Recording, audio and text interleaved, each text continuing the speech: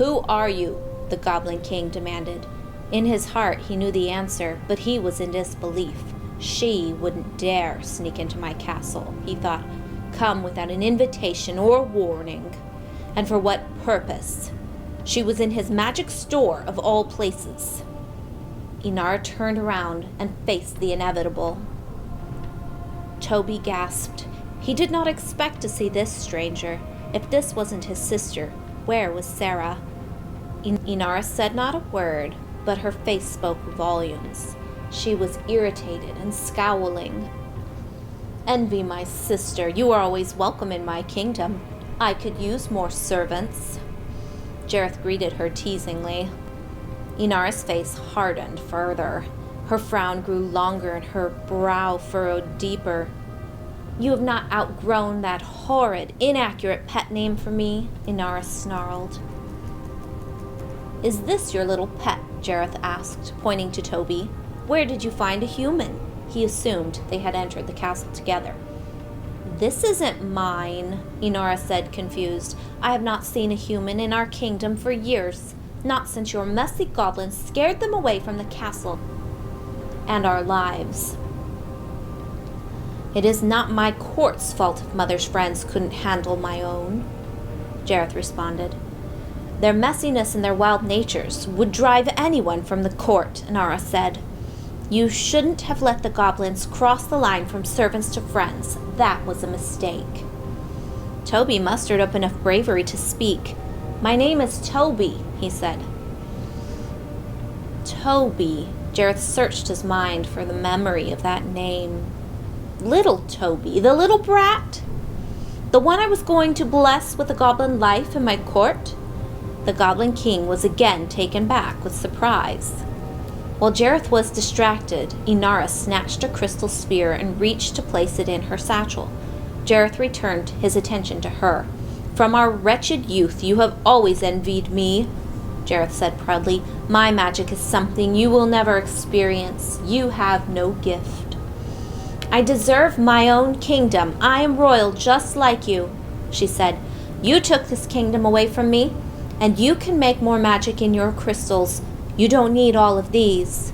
Her words had started with blame and turned into a plea. "This is your plot?" Jareth asked. "What would you do with my magic?" Revealing her plan, she said, "I have a city picked out, far from here. If I show them I have magic, they will accept me as their new ruler, as their queen." "Nothing comes for free, Envy," he said. "You want to trick your way into power? I respect that." The Goblin King walked over to a row of crystals and lifted one into his hand. Peering inside, he could see what magic the sphere contained. He knew what was held in each and every one with just a glance. Anyone else looking on would see nothing. If one other than Jareth tried, they would be using the magic blindly. Inara did not care. She did not need to know what magic it was, but simply that it performed magic at all. Jareth will not give anything so easily. It must be a trade which he finds worthy, Inara thought. She offers him her cape, her jewels. No deal.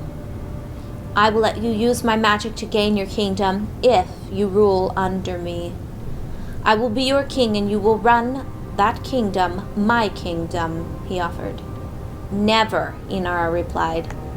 Changing tactics, Inara asked. Jareth, when is the last time you visited Mother? I went to see her just yesterday. I was always a better child than you were. I was always loyal and loving. Mother would want me to have my share of the power, of the kingdom. You had it and you left, Jareth said. I had no choice. You pushed me out, Inara blamed. You thought you were better than everyone, even me. And you took control bit by bit until I had nothing, not even a place in the castle. She continued, you owe me. You could make it up to me just by walking away, allowing me to leave here with Crystal in hand. Chapter 29, Clarity. Sarah, in her bedroom, thought about the familiar boy. She remembered how they lived together. She remembered he loved her and she loved him. The harder she thought about it, the more clarity she obtained. Sarah was remembering who he was. He was her little brother, and she needed to go see him. She missed him. She missed home. She opened her door and ran back to the magic storage. The word finally escaped her lips. Toby! As Sarah burst into the magic room, everyone turned their attention to her. She smiled at her brother. Toby sighed a huge breath of relief. Her presence gave him comfort and strength he had been seeking this whole journey. He had found her, and he knew they could get out of this mess together. Sarah, my pet, my love, come sit at my feet. Meet my sister and her servant boy, Jareth commanded. He had hoped that his progress with her had brought her to the point where she would obey him lovingly. Perhaps, had she not obtained this new clarity of her former life, she would have followed the king's instructions. However, you and I know that is not how this story plays out. Sarah remained where she was, though she wanted to rush over and hug her brother. She was trying to assess the situation, for there was such a strange feeling in the room. Sarah was right there, and his drive was to save her, whatever it took. He also felt support from his friends. Toby felt strong and brave with the combination of these things. This is what brave feels like, Toby thought. He had been learning and practicing bravery the entire journey through the labyrinth. And then Toby had an idea. He reached in and pulled out the crystal he had been secretly carrying. He threw it at the Goblin King, unsure what would happen, if it would be helpful or harmful to their situation. Just before the crystal hit the floor at the foot of Jareth, he saw what magic he faced. His expression turned to fear. Chapter 30, Everything Changes.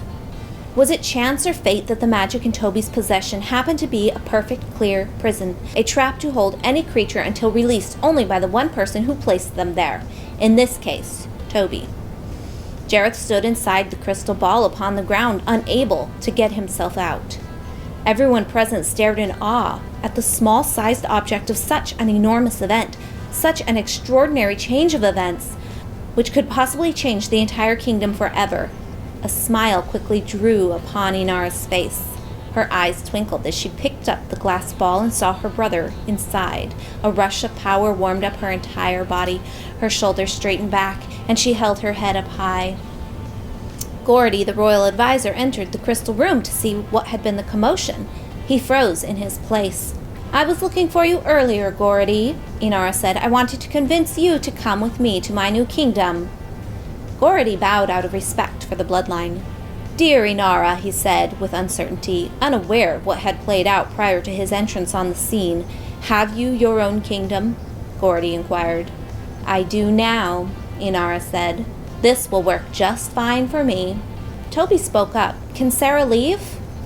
"I don't know Sarah. I have no need for you," Inara replied, waving her hand above her shoulder as if brushing the humans away from her. She cared not at all who they were or where they went. She had a new course in life and a new plan.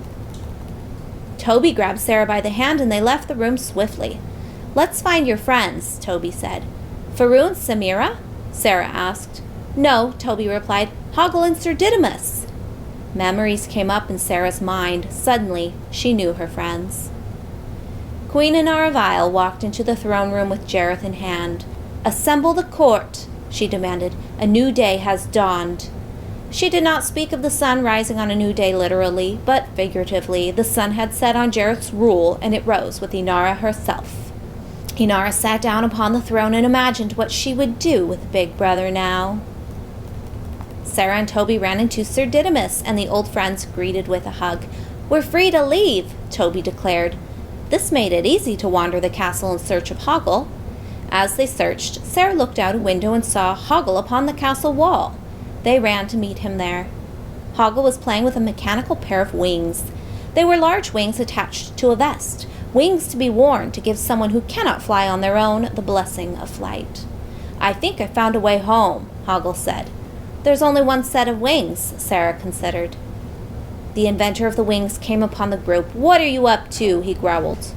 Toby thought about the jewel in his pocket. He pulled it out. "We wish to buy these wings." "Only we have 2 passengers for the flight," Sarah said. The inventor was wearing a pair of the wings. There were 2 sets. His were compacted down at the back, which is why they did not notice it at first. He had just returned from a test flight. "If the price is pleasing to me," the inventor said. Toby held out the jewel. "Is this payment enough?" he asked. The inventor's eyes gleamed, and he accepted the offer, removing the vest he wore and walking away, jewel in hand. Carrying the wings with them, the friends left the castle to find Ludo and Ambrosius. Chapter 31, We Are Family. That evening, the friends threw a dinner party. Ludo called upon 3 giant stones to line up against each other. Sarah draped a fabric cloth over them as a table cover. Ludo and his new girlfriend brought baskets of food, and the group of friends unpacked the meal onto the table. Ambrosius stood up at the table looking for foods to eat. Sarah picked up some meat and fed it to the dog. Sir Didymus ruffled the fur atop the head of his steed. Toby split a loaf of bread with Ludo's girlfriend. Sarah hugged her brother and asked, "How did you do it? How did you face this world and rescue me?" She was in awe at the change she saw in him. "I had to," he replied. "I love you, Sarah."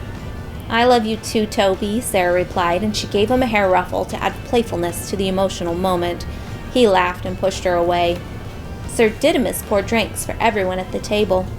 He raised his goblet towards his friends. The rest of the group followed suit. They raised their cups and looked to Sir Didymus. "Cheers to a happy reunion," he said. "Cheers to a successful rescue," Hoggle chimed in. "Cheers to the best of friends," Sarah added. "Cheers," everyone chimed and took a drink. As they did, Buttle popped up from under the table and snatched a piece of fruit. Everyone stared except for Toby, who smiled and laughed. "This is my friend Buttle," he introduced. Buttle smiled and said hi. Sir Didymus's initial frown soon turned to a smile. He was getting used to the mischievous youngster. For a time they visited and ate. Then another unexpected pair of guests arrived, Faru and Samira. Shyly approaching the party, Faru asked, "Can I join you?" Samira wasn't shy. She went right up to Sir Didymus and sniffed him, then over to Sarah for cuddles. "Yes, Faru!" Sarah replied eagerly. "These are my friends from the court," Sarah announced. The group welcomed them warmly. Ludo's girlfriend kissed him on the cheek, and he turned away from her to hide his blushing face. She giggled and linked her arm with his. When the party was dying down, Sarah knew she had to get herself and her brother home. It was time. Being away from home, even in a magical place such as this, feels slightly unsettling. It isn't home, and one's heart longs to return there. "Will the door still be open to our world?" Toby inquired. "If it isn't, we'll be here for you," Hoggle said. "We shall make sure thou findest thy way home, I promise," Sir Didymus proclaimed. Sarah and Toby hugged their friends and said their goodbyes atop the castle wall. Sarah and Toby, strapped with the flight vests, looked the direction they knew they needed to fly. They opened their wings and jumped. Soaring over the goblin city, then over the walls of the labyrinth, Sarah and Toby saw an average day in the kingdom. Bustling goblins, marching guards, creatures of many sorts. They saw on the outskirts of the maze a forest, galloping unicorns and strange orange beings whose body parts easily detach. An owl appeared in the sky near Sarah. It almost startled her. It wasn't looking at the siblings. It was simply flying its own course. Sarah and Toby flew lower as they reached the entrance point they were familiar with. They landed outside the labyrinth and smiled at each other. Removing the wings, they rested them against the wall of the labyrinth. They walked to the door, which remained where Toby had left it. Sarah cupped the doorknob, turned it, and pulled. It opened and showed her beloved bedroom. With excitement, Sarah and Toby entered the room. They closed the door, and it disappeared from their sight. Chapter 32, Conclusion. Another adventure had come to an end. Toby had experienced his first real adventure, learned of this magical world, made new friends, and found his courage. Inara had planned her future, but ended up with an even better one.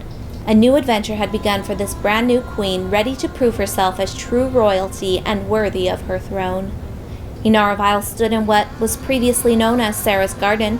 The goblins had erected a column in the midst of the garden, a column supporting a crystal prison containing a goblin king. "Lock this garden up," Inara commanded the goblins at her side.